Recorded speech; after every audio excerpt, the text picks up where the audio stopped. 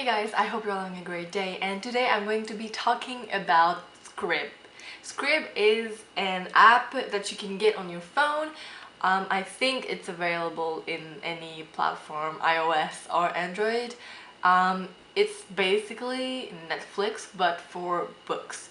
So you have a huge variety of books, and you have audiobooks, you have ebooks, sometimes you have both of the same book, but most of the time it's going to be either audiobook or ebook. This video is going to be very short and very simple because I don't have everything that I want to have with me. I don't have my iMac where I usually do all the editing, so I will be using iMovie yes, on my laptop, and I don't know if it's going to work in any ways that I want it to, so there won't be any special effects going on, I think. Anyways, let's do this. I first started SCRIBD on the 1st of April, and I had a 30 days free trial, so I decided to see how much I would read and if I would even like this app. I didn't even know what it was when I first started doing it, so yeah. I only listened to audiobooks. I listened to 4 audiobooks in the month, and it's a good amount, but in reality I listened to 4 audiobooks in 5 days. So I don't know how that went. I went a little bit crazy at the beginning and I just listened to a lot of audiobooks, but after that, for the last 3 weeks of the month, I did not use the app. So I don't know if it was that I was too busy to do it or I just didn't find time to do it. I don't know. First of all, I only had my phone, so I didn't read any ebook. But if I had an iPad or a tablet or anything, I maybe would have read an ebook. But since I didn't have anything bigger than my phone to read on, I chose not to read because it would break my eyes. So on the beginning of the month, I started with Eliza and Her Monsters by Francesca Zappia, which I made a review about if you want to go and check it out. I love this book. I give it a full 5 out of 5 stars. After that, I listened to Love and Gelato by someone. I don't remember who. I'm really sorry. And I absolutely adored this book also. I did not give a video review of this, but I probably should because it was a really good book. I really loved it. After reading this, I listened to The Alchemist by Paul Coelho. I don't know how you pronounce that name, but him. And I did not enjoy this book as much as the other books, probably because it was way too complicated, even though it was a simple story, but the timeline was all over the place, so that was a problem for me. And also it was narrated by a man, and he was talking a little bit more, I wouldn't say he was butchering his words, but it was harder to understand him even if you're listening to the normal speeding rate, because I listened to most of my books at 1.25 or even 1.5. What's the last book I listened to? No! It erased my history. Why? Well, okay, this is disappointing.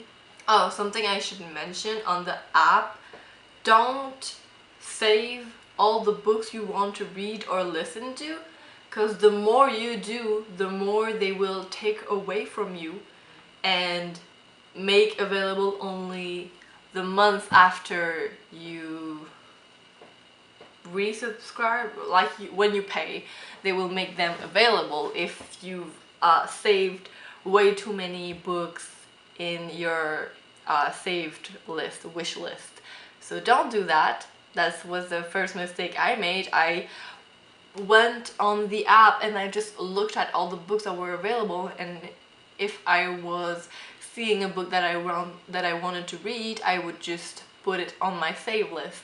And because of that, half of the books that I put on my list were taken away. Yeah, they were taken away because I don't know, because they didn't want me to read it, and so they said that they would be available only next month when I would actually pay. So if you see books that you want to read, just do it. Don't put them anywhere. Don't look at them. Just read them or listen to them when the time comes, and don't put anything on your save list. It's not a good thing. No. One of the things that I really enjoyed was the narrations. The books that I picked up were really great. They had really amazing narrators. Mostly the females one were the best. The women were really energetic. They were really emotional, in a sense that when there was some parts that were emotional, or just that there was some kind of emotion, the narration would be inclined towards that emotion, which was really nice. I don't really know why I stopped listening to any audiobooks. I think the main reason why was because when I was listening to an audiobook, I couldn't do anything else at all. Like, I couldn't read anything else, I couldn't listen, well, obviously listen to anything else, but I couldn't do anything that would ask my brain to do something more than listen, which was something that the brain was actually doing. So I could only draw, and that was pretty limited. I could do puzzles, so that was fine, but there were a lot of things that I could not do. So per se, I wanted to do my bullet journal, I could not do that.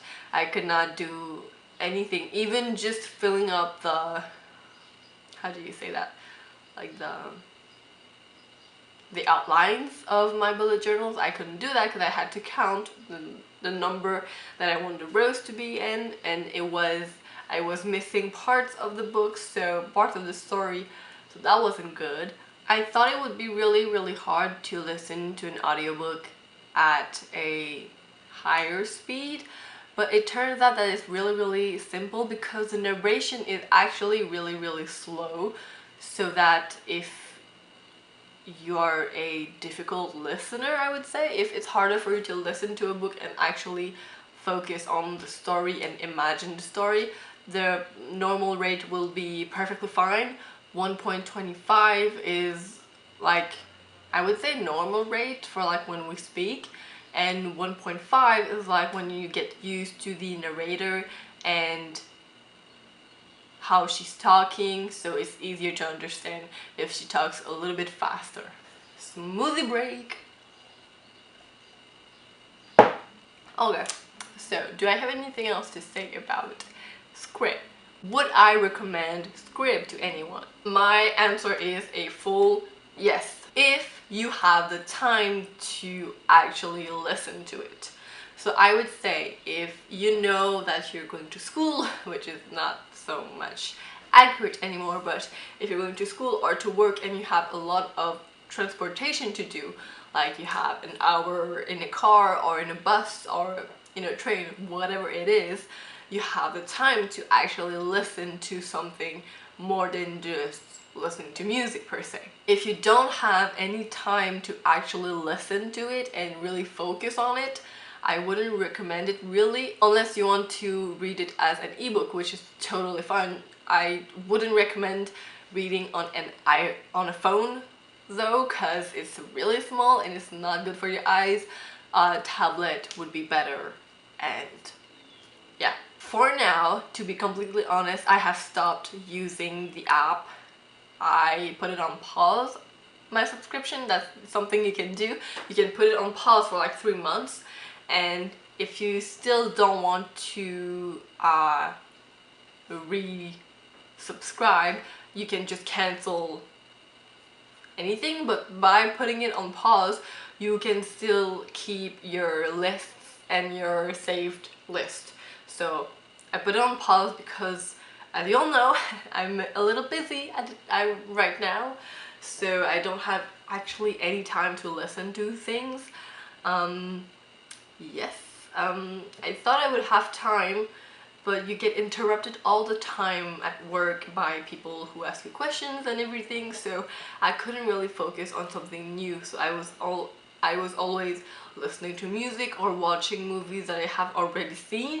It was easier for me to focus, but not focus too much on stuff. So that was it, guys. I hope you really enjoy. Tell me down below if any of you have tried Scribd or are you going to try it. I would really like to know what you think about it, and if you would recommend it to someone. Did you like it? Did you not like it? What were the pros and cons? I would really like to know if there was something I completely missed. So yeah, I will see you guys next time with a new video. Goodbye.